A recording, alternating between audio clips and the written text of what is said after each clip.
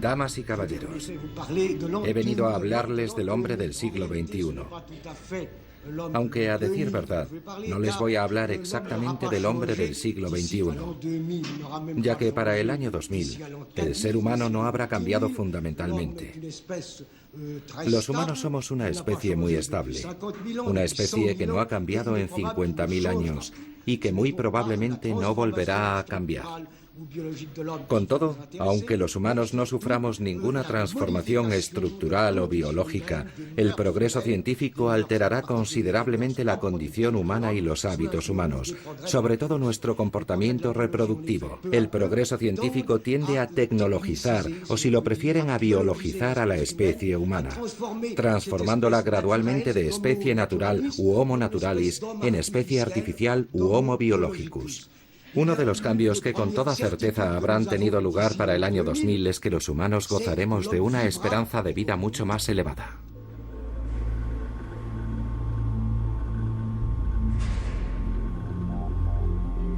En 1958, el biólogo francés Jean Rostand predijo el advenimiento del hombre biónico, un ser dotado de propiedades mejoradas que podría ser reparado como una máquina y jamás envejecería.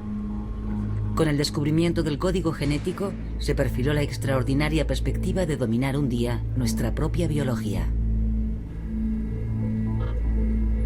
Los biólogos de hoy en día se están emancipando de las leyes de la evolución.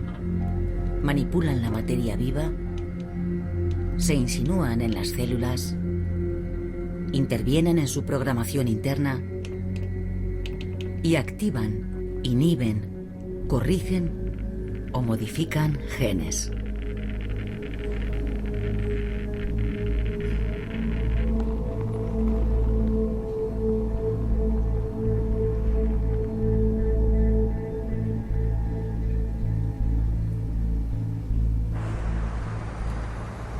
La genética es la clave para comprender la biología del ser humano, y la carrera para desvelar sus secretos no cesa de acelerarse.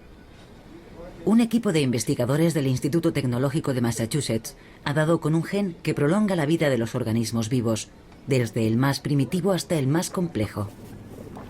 Este gen ha sido activado en laboratorio sometiendo a un grupo de ratones a una rigurosa dieta. Podría tratarse del gen que condiciona la longevidad.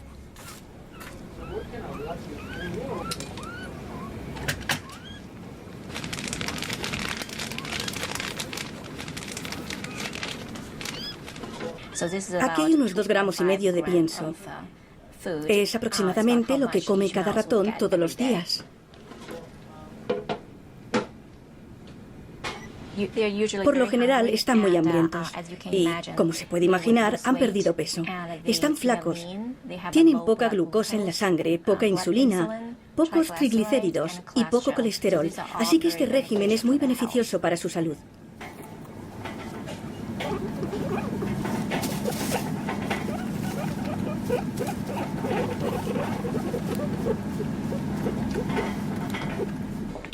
La restricción calórica es una dieta que reduce la ingesta de calorías por el animal hasta alcanzar el 60% de la cantidad normal, pero manteniendo el mismo aporte de vitaminas y minerales. El animal no está malnutrido, solo ingiere menos calorías. Esto aumenta drásticamente su esperanza de vida y además lo hace más resistente a toda clase de enfermedades, incluyendo algunos tipos de cáncer, la diabetes o la obesidad, así como algunas enfermedades neurodegenerativas.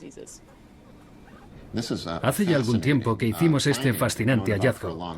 Creo que es, con diferencia, la forma más eficaz que tenemos de alargar la vida de un ratón o una rata. Pero lo que nos faltó todos estos años era comprender cómo funcionaba. ¿Cómo es posible que una dieta regule la edad y la esperanza de vida? La hipótesis según la cual el gen SIRT2 y otros relacionados podrían ser los responsables de que la dieta baja en calorías sea tan beneficiosa es una perspectiva muy emocionante.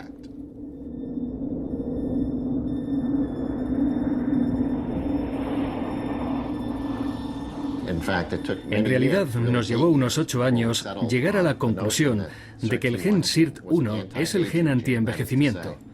Es decir, que si aumentamos la actividad de este gen, las células viven más tiempo y si la disminuimos, viven menos.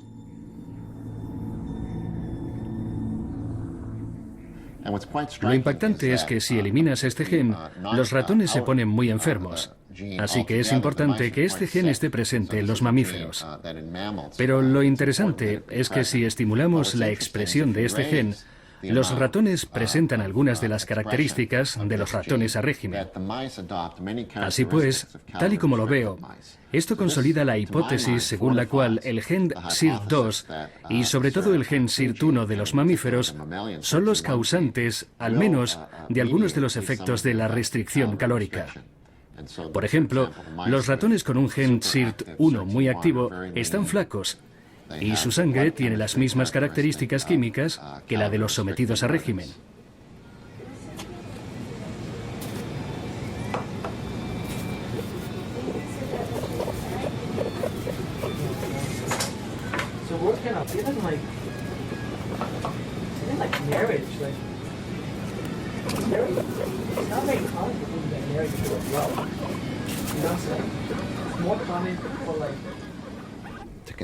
Para seguir por ese camino, sería interesante desarrollar un menú de medicamentos para las sirtuinas.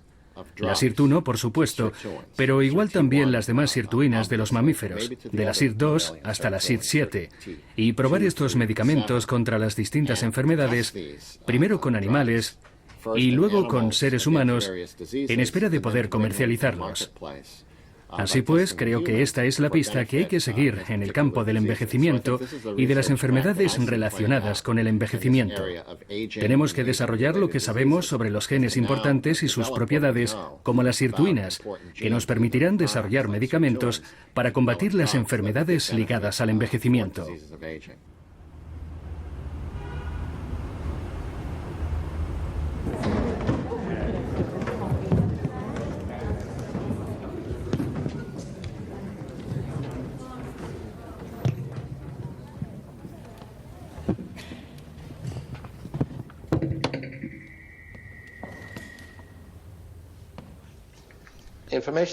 La tecnología informática duplica su potencia cada año. Les doy un ejemplo. Cuando yo estudiaba en el Instituto Tecnológico de Massachusetts, teníamos un ordenador que ocupaba un espacio mayor que esta sala de conferencias en la que se encuentran ustedes. Había costado $11 millones. Lo compartíamos miles de alumnos y realmente era el ordenador más avanzado de todas las universidades de Estados Unidos. Pues bien, el ordenador que tienen hoy en su teléfono móvil es 1000 veces más potente. Y lo mismo ocurre con las tecnologías y las ciencias biológicas. Apenas estamos empezando a comprender la biología. Es cierto que hemos recopilado el genoma humano, pero aún estamos muy lejos de comprenderlo del todo y de poder manipular genéticamente el funcionamiento del genoma o el cerebro o la forma en que un proceso biológico determinado puede degenerar en enfermedad. Pero nuestras herramientas están avanzando exponencialmente. Cada año estamos duplicando nuestra capacidad para simular estos procesos, modelizarlos y reprogramarlos. Y dentro de 20 años tendremos herramientas mucho más poderosas. Será realmente una transformación considerable. Estimulados por el entusiasmo de unos pocos visionarios, como el físico americano Ray Kurzweil, cada vez más científicos se dejan seducir por la promesa de una edad de oro de la biotecnología. Las investigaciones avanzan a un ritmo acelerado, pues científicos del mundo entero siguen cada día nuevas pistas e innovaciones.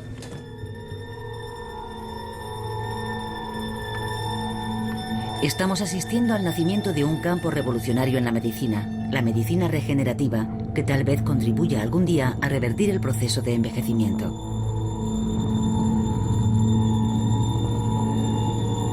Hace apenas unos años, un equipo de biólogos logró extraer de un embrión humano en un estadio temprano de desarrollo una célula con propiedades extraordinarias, la célula madre embrionaria. Las células madre tienen una capacidad única para regenerarse y duplicarse indefinidamente sin deteriorarse. No solo son capaces de vivir para siempre, sino que pueden diferenciarse, es decir, transformarse en cualquier tipo de célula de un organismo. En función de la información que reciban, pueden convertirse en músculos, piel, sangre, huesos, células cerebrales o tejidos cardíacos. Constituyen una fuente ilimitada de células frescas que pueden ayudar a reparar o regenerar tejidos dañados o envejecidos. Otro laboratorio del Instituto Tecnológico de Massachusetts se dedica a diseñar tejido humano por ingeniería genética, desarrollando células madre en andamios sintéticos que se biodegradan en el organismo. No está lejos el día en el que serán capaces de diseñar riñones, hígados, corazones, médulas espinales y vasos sanguíneos.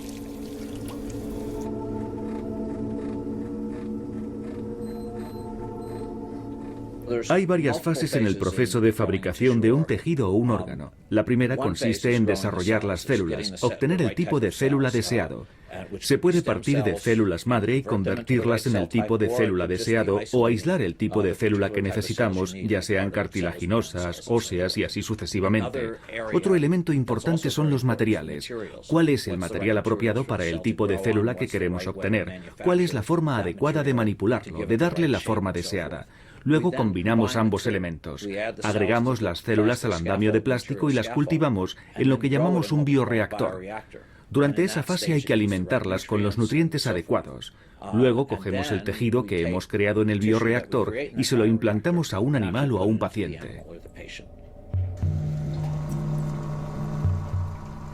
A lo largo de todos estos años hemos debido de fabricar más de 20 tejidos y órganos distintos, médulas espinales, intestinos, huesos.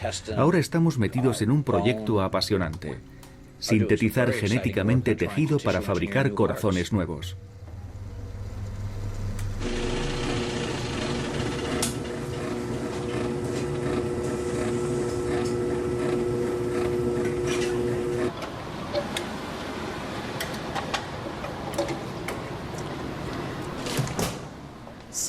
Estas son algunas muestras de andamios que hemos fabricado para diferenciar células madre, sobre todo para regenerar huesos.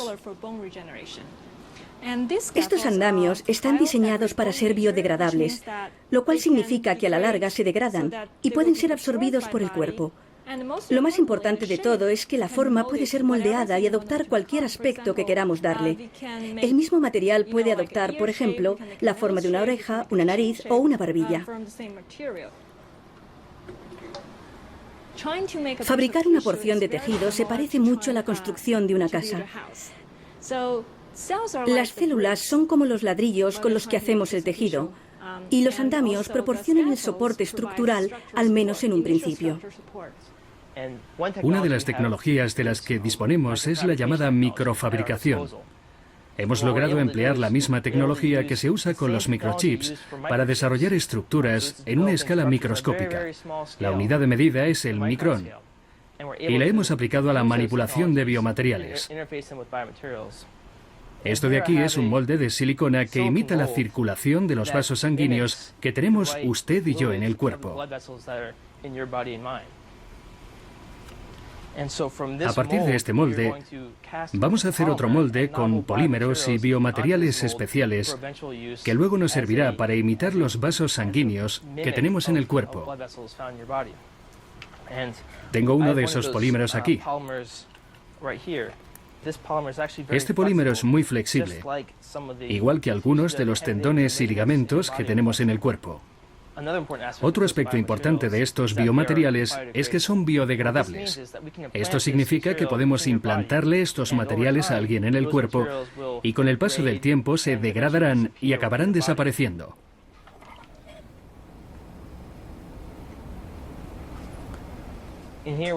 Esto que estamos viendo ahora con el zoom es un entramado microfluídico que imita el lecho capilar que tenemos en el cuerpo.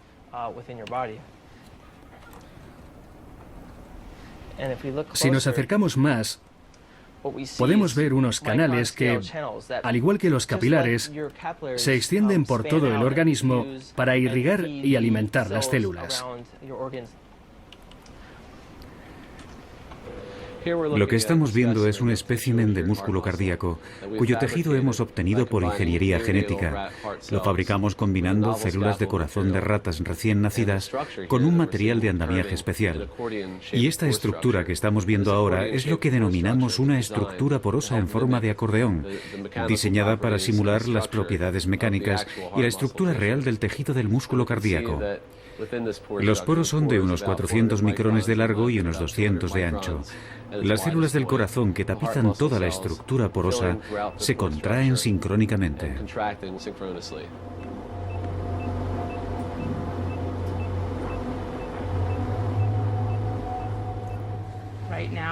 Ahora mismo estamos empezando por lo más sencillo.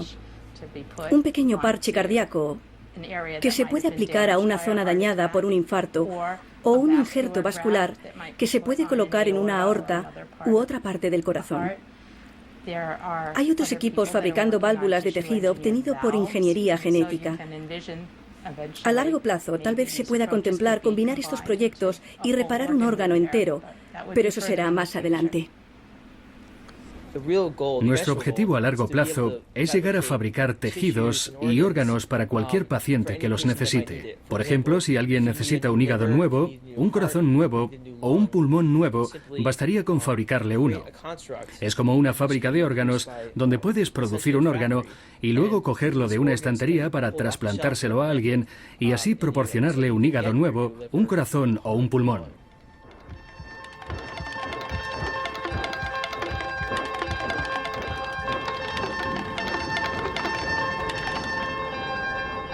A medida que la ciencia va aprendiendo a explotar el potencial de las células madre, se va materializando el sueño demiúrgico de crear prótesis vivas para reemplazar órganos dañados y revertir el envejecimiento.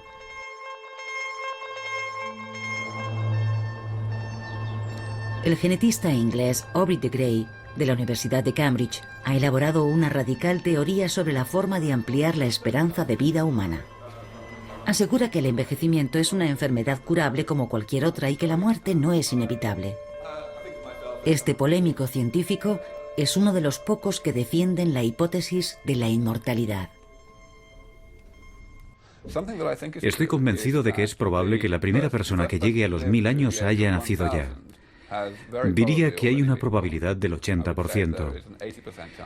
Diría incluso que hay una probabilidad de un 50% de que la primera persona en llegar a los 1000 años tenga ahora 40 o 50 años. Ya sabemos que en principio se puede reparar el envejecimiento, sencillamente porque sabemos que el cuerpo humano es una máquina. Es una máquina realmente complicada y no tenemos los planos, como para las máquinas fabricadas por el hombre, pero sigue siendo una máquina. Esto significa que su esperanza de vida funcional puede ser aumentada indefinidamente si la reparamos y nos ocupamos de su mantenimiento con el suficiente cuidado. Solo nos queda por descubrir la forma de llevar a cabo, concretamente, las estrategias de reparación y mantenimiento para desarrollar las tecnologías adecuadas. Sabemos cómo funciona una casa porque se basa en una metodología que hemos creado nosotros. Entendemos todos los métodos que presupone una casa, de modo que podemos repararla. Aún no tenemos el conocimiento o las herramientas que requiere nuestro cuerpo, pero los estamos consiguiendo muy rápidamente y nos acercamos exponencialmente a esa meta. Tal y como lo veo yo, los pronósticos de Aubrey, por mucho que algunos los consideren radicalmente optimistas, son un tanto modestos. Desde mi punto de vista, dentro de unos 15 años llegaremos a una dinámica en la que cada año podremos añadir un año a la esperanza de vida, no de los recién nacidos, sino a la nuestra propia. Naturalmente no es una garantía de inmortalidad, sino más bien una huida hacia adelante. Así que cuanto más avancemos en el tiempo, tanto irá aumentando el tiempo de vida que nos quede en vez de disminuir. Será una experiencia muy distinta.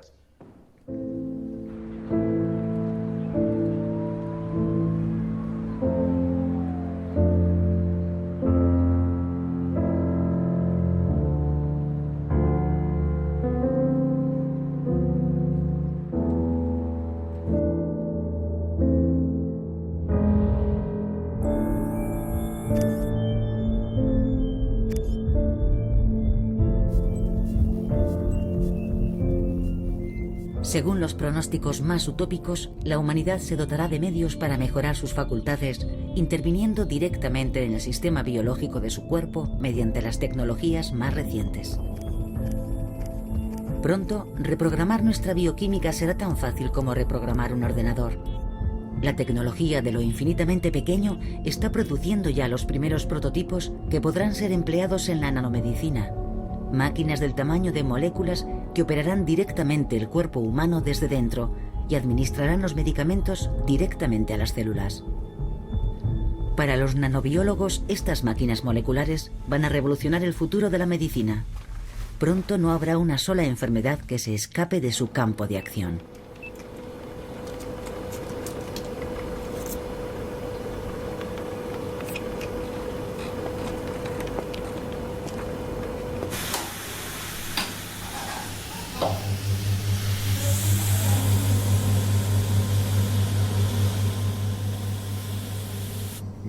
Desde que somos humanos hemos construido de todo a partir de lo sencillo.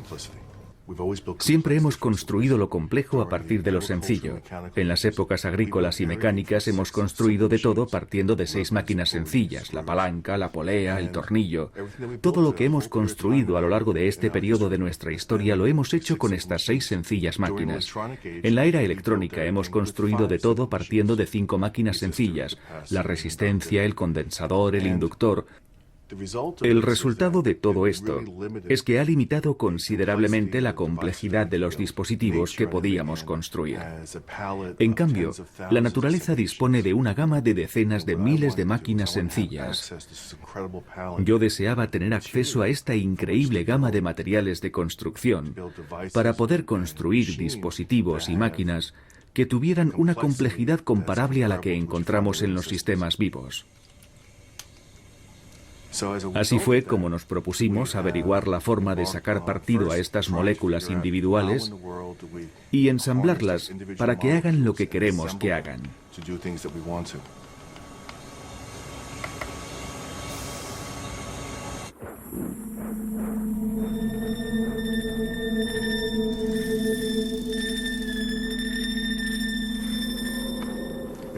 Lo que están viendo es uno de los primeros dispositivos que hemos fabricado. Mide apenas 125 micrones y se alimenta de la energía de estas células, que son de corazones de crías de rata. Se impulsan con células madre cardíacas.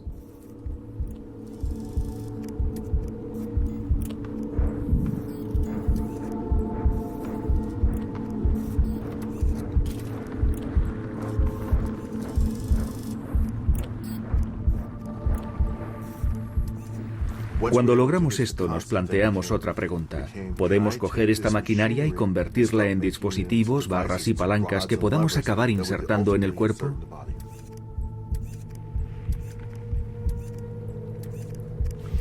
Trabajar con este tipo de material es muy emocionante, pero queríamos ahondar más en la fisiología de los organismos vivos.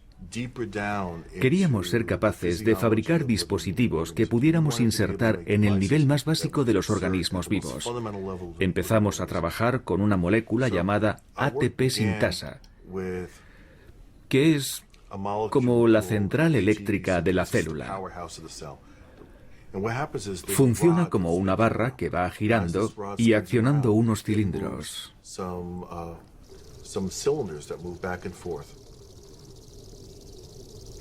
Y ese movimiento de rotación hace que las moléculas de ADP y fosfato generen ATP. Lo que hicimos fue coger la parte motora, disociándola de la membrana. Cogimos la turbina y le dimos la vuelta. Y así teníamos un motor con un eje sobresaliendo. Luego le acoplamos una nanobarra para que hiciera las veces de hélice, con los pistones en movimiento y el eje dando vueltas. Ese fue el primer nanocóptero. El resultado es bastante impresionante, pero cuando lo diseñamos tuvimos que resolver un montón de problemas. Tuvimos que aprender a extraer esas moléculas y disociarlas. Ahora bien, ¿cómo lograr químicamente que se conecten exactamente donde queremos? ¿Cómo poner esas moléculas exactamente donde queremos? Se podía reorientar todo en la dirección deseada, hacia abajo. Se podía colocar exactamente donde queríamos. Así es la nanotecnología.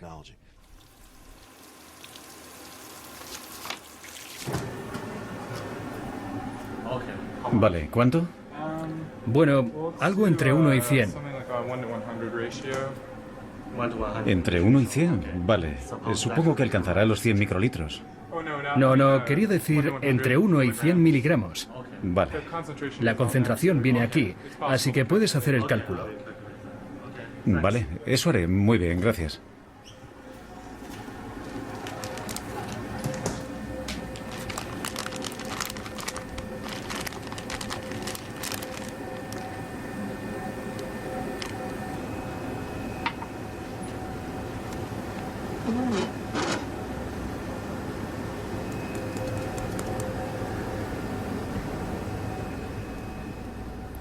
Ahora mismo estoy trabajando en otro proyecto.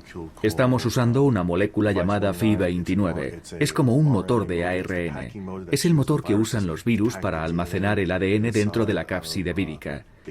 Y estamos pensando en usar este principio para diseñar un dispositivo que almacene ADN dentro de otro dispositivo artificial que hemos construido, para luego inyectarlo en una célula con fines de terapia génica.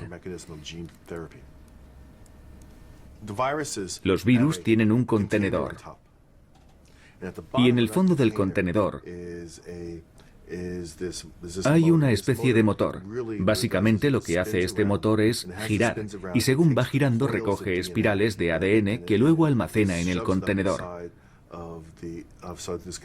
Así que va dando vueltas y almacena el ADN, comprimiéndolo mucho. Luego replica el ADN en esta parte en la que está almacenado, tan comprimido que está sometido a una presión increíble. Luego, cuando un virus se acerca a una célula que quiere infectar, se le abre una ventanita y el ADN se precipita dentro de la célula. Como está a presión, el ADN sale disparado y así es como se infecta la célula. Es un motor muy potente. De hecho, es uno de los motores más potentes que se encuentran en la naturaleza. Ni que decir tiene que un motor muy potente puede ayudar a la hora de mover objetos más grandes que él. Estamos intentando extraerlo de su arquitectura natural para insertarlo en otra cosa.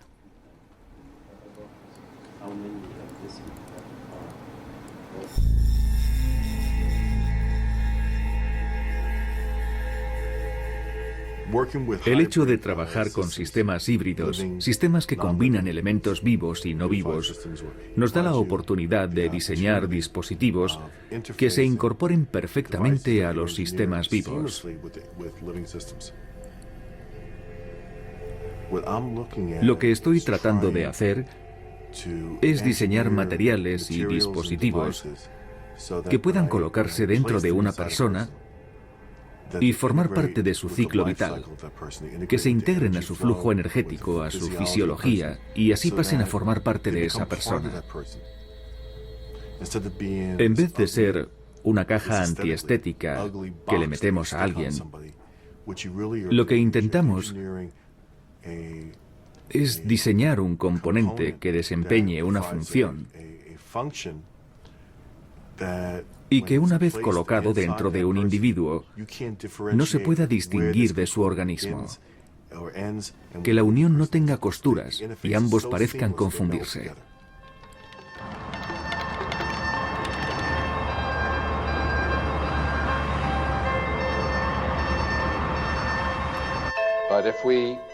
Para 2010 creo que esta tecnología se habrá vuelto invisible. Estos aparatos, que ya son de este tamaño, se habrán vuelto tan pequeños que los llevaremos incorporados a la ropa. Nos dibujarán imágenes directamente en la retina y podremos crear entornos de realidad virtual con unas lentillas. Dentro de una década, sacaremos realmente partido a estas tecnologías biológicas. Contaremos con los medios necesarios para simular con todo lujo de detalles los procesos biológicos que engendran las distintas enfermedades que nos matan. Cada vez sabemos más del funcionamiento del cerebro y esto nos hace conocernos mejor y nos ayudará por un lado a desarrollar el proyecto de senescencia negligible ingenierizada y por otro a expandir nuestros horizontes creando máquinas verdaderamente inteligentes que sean como una extensión de nosotros mismos. Tal y como me lo imagino, Nos las meteremos literalmente en el cuerpo y en el cerebro, y literalmente expandiremos nuestras capacidades.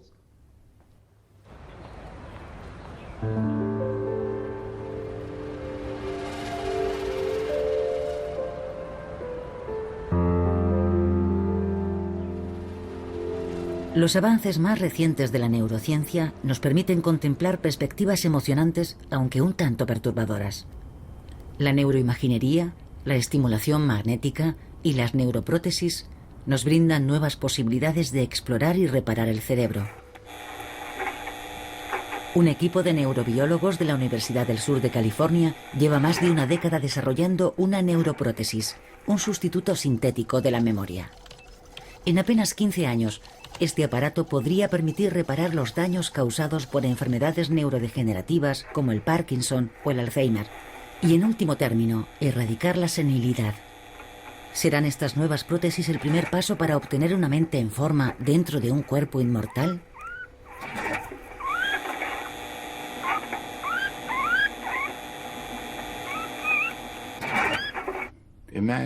Imagínese que su objetivo fuese comprender la forma en que el cerebro engendra los recuerdos, ¿de acuerdo?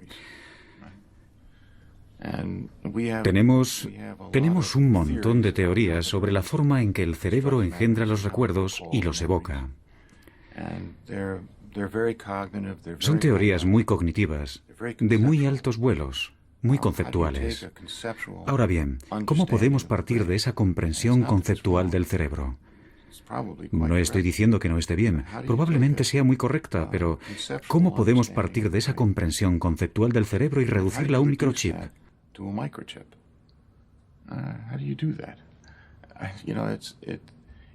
No es una tarea fácil convertir estos conceptos en circuitos, en ecuaciones matemáticas. De hecho, hay quien cree que tratar de fabricar neuroprótesis para la memoria o la cognición es cosa de locos.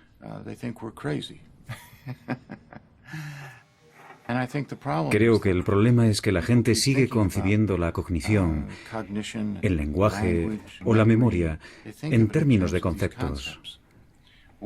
¿Por qué no concebirlos en términos de procesamiento de señales? A eso se dedica, en última instancia, el cerebro. A eso se dedican las neuronas. Reciben señales eléctricas, las modifican y producen a su vez más señales.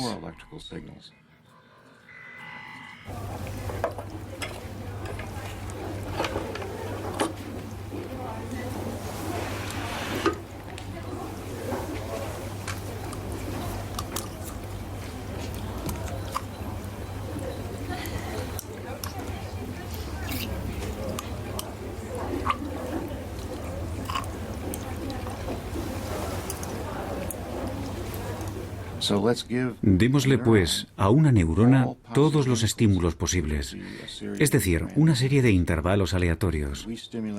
Estimulamos la neurona y observamos la señal eléctrica de salida. Luego nos preguntamos qué señal de salida se corresponde con cada señal de entrada. De esta forma generamos un modelo muy general. Un modelo que nos muestra cómo reaccionarían realmente las células nerviosas ante cualquier patrón concebible. Deme cualquier patrón que se le ocurra y programaré el ordenador para que prediga cuál será la señal de salida de la neurona, y ya verá cómo es exactamente esa. Probablemente no necesitemos saber mucho más de lo que ya sabemos para poder reemplazar una parte del cerebro.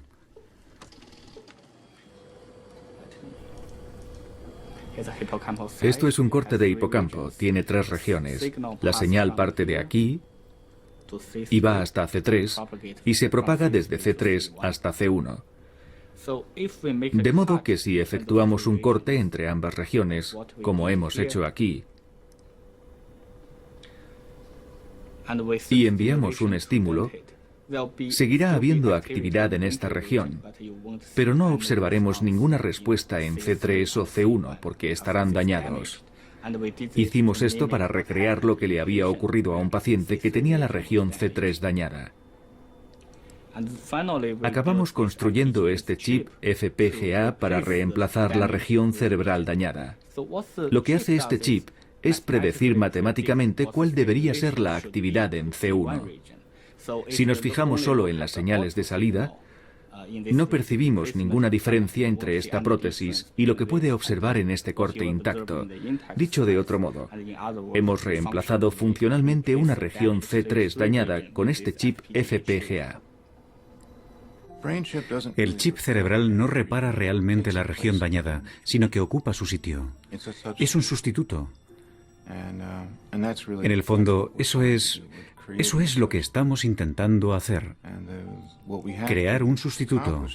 Ahora tenemos que conseguir no solo concebir el modelo matemático adecuado y el microchip adecuado, sino que además tenemos que lograr que el microchip se comunique con el cerebro. Y eso no es trabajo fácil. En el futuro, tal vez seamos capaces de reactivar recuerdos olvidados, insertando una neuroprótesis en el lugar adecuado. Pero, ¿y si alguien ha eliminado por completo ciertos recuerdos? ¿Seremos capaces de recrearlos? ¿Seremos capaces de recrear esa información? Eso no lo sé. Lo mismo ocurre con los recuerdos artificiales. En el futuro, ¿podremos, por ejemplo, transferir recuerdos de un individuo a otro? Ya se han hecho películas sobre el tema. ¿Será posible transferir directamente a otro cerebro los recuerdos de alguien a través de un sistema de circuitos integrados? O transferirlos de un cerebro a un circuito integrado y de allí a otro cerebro, y así recrear recuerdos artificiales? Es una pregunta realmente difícil de contestar.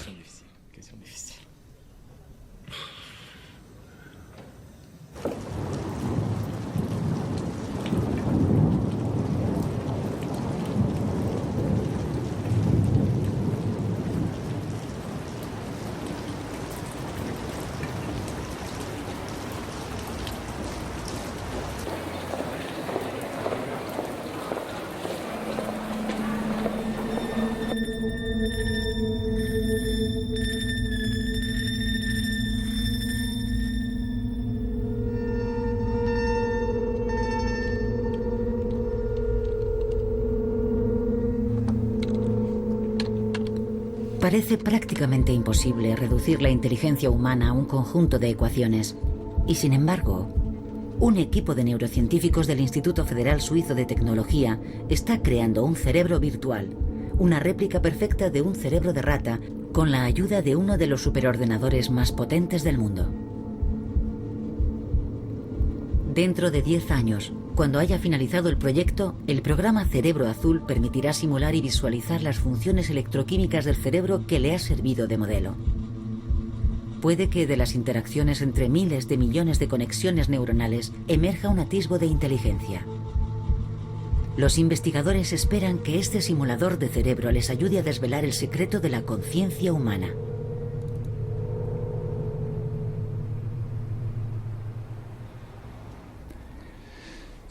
Como puede ver, estamos sobrevolando la columna neocortical que hemos construido. Está formada por unas 10.000 células, aunque solo estamos viendo un 10%. Un aspecto interesante es que se puede apreciar que el 90% del cerebro está compuesto de ramas. Y este modelo, el proyecto Cerebro Azul, nos permite comprender y explorar la función que desempeñan estas ramas. La única forma de explorar el funcionamiento colectivo de estas ramas consiste en juntarlas, reconstruyendo el circuito.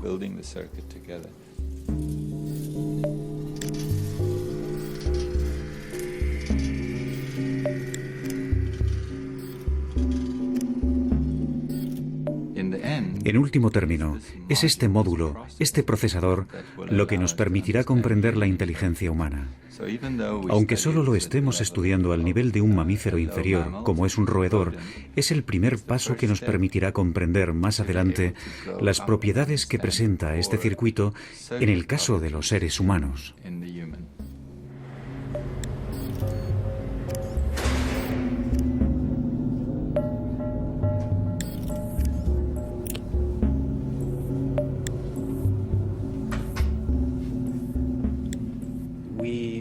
Tenemos un equipo increíble en el laboratorio para grabar la actividad de las neuronas individuales. Inyectamos un colorante en las neuronas y usamos mediciones biológicas para reconstruir la estructura tridimensional de las neuronas, el comportamiento eléctrico de las neuronas. Disponemos de una serie de estímulos que aplicamos para determinar cómo responde una neurona a un estímulo determinado. Luego los combinamos para construir un modelo individual de una neurona. Y las disponemos de tal forma que ocupen el volumen de una columna neocortical para que se correspondan con las observaciones biológicas de la posición de estas neuronas en las distintas capas del córtex. Primero hacemos preparados in vitro. Esto quiere decir que cogemos cortes de cerebro que luego hay que preparar. Cogemos un cerebro, lo congelamos y luego cortamos una loncha. La dejamos en reposo, la colocamos en el portaobjetos y la ponemos en el microscopio. Una vez hemos colocado el corte en el microscopio, montamos el electrodo con una pipeta de cristal. Una pipeta lo bastante fina como para poder penetrar en la membrana de la célula. De esta forma establecemos un contacto eléctrico con el interior de la célula.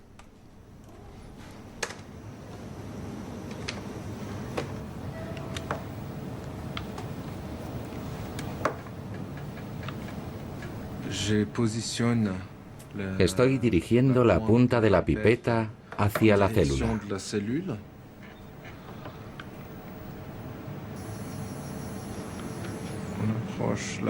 Estoy acercando la pipeta a la célula.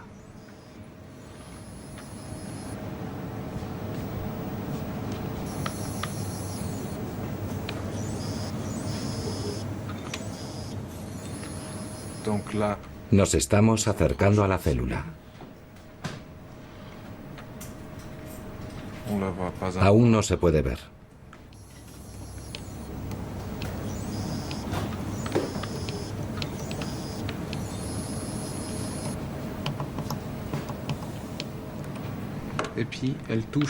Ahora está tocando la superficie de la membrana. La pipeta está tocando la membrana.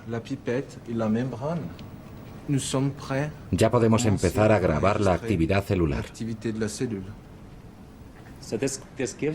Esto nos proporciona una herramienta para simular experimentos que han sido llevados a cabo en el laboratorio y comparar directamente con la realidad los resultados del modelo. Esto nos permite hacer predicciones y alcanzar una comprensión más profunda, pues hay experimentos que no podemos realizar con cerebros reales. Dentro de 10 años, podemos imaginarnos a un investigador poniéndose unas gafas y entrando en el cerebro azul. Podría entrar en un laboratorio virtual, y en ese laboratorio virtual podría llevar a cabo toda clase de experimentos. Acoplaremos el cerebro, por ejemplo, a un ente virtual, un alter ego virtual dotado de un cerebro azul, controlado por un superordenador. No solo se podrá conectar a un alter ego virtual, sino también a un robot. Así se podrá tener un robot físico interactuando con el mundo a través de un sistema de cámaras y grabadoras. Toda esa información sería inyectada en el cerebro y luego mandaría órdenes para conducir al robot. Si lo construimos mal, el robot no funcionará, se caerá al suelo, no será capaz de hacer nada coherente ni de comunicarse. Será incapaz de comportarse de forma inteligente. Ahora bien, si lo construyéramos bien, deberíamos poder ver cómo aprende como un bebé. Cómo va adquiriendo conocimientos y empieza a moverse normalmente, a reaccionar ante los estímulos y a comunicarse. Si acabamos construyendo un cerebro humano, debería ser capaz de hablar. Debería poder hablar un idioma. Deberíamos poder enseñarle un idioma. Igual podríamos enseñarle varios. Luego, a medida que le vayamos enseñando a hablar, podremos ver a dónde va el lenguaje, cómo se va incorporando. ¿Está repartido por todo el cerebro o está muy localizado? Podremos plantear cuestiones muy importantes sobre el proceso de formación del lenguaje. Podremos seguir paso a paso el proceso del lenguaje a medida que se va produciendo y comprender esa especie de grabadora que se pone en marcha en nuestra boca cuando hablamos. Cómo nos vienen las palabras, de dónde proceden y dónde está la mente, dónde empieza. Cuando digo que quiero hacer esto o aquello, ¿qué es lo que motiva mi frase? Así pues, con este tipo de tecnologías seremos capaces de profundizar en los orígenes mismos del pensamiento.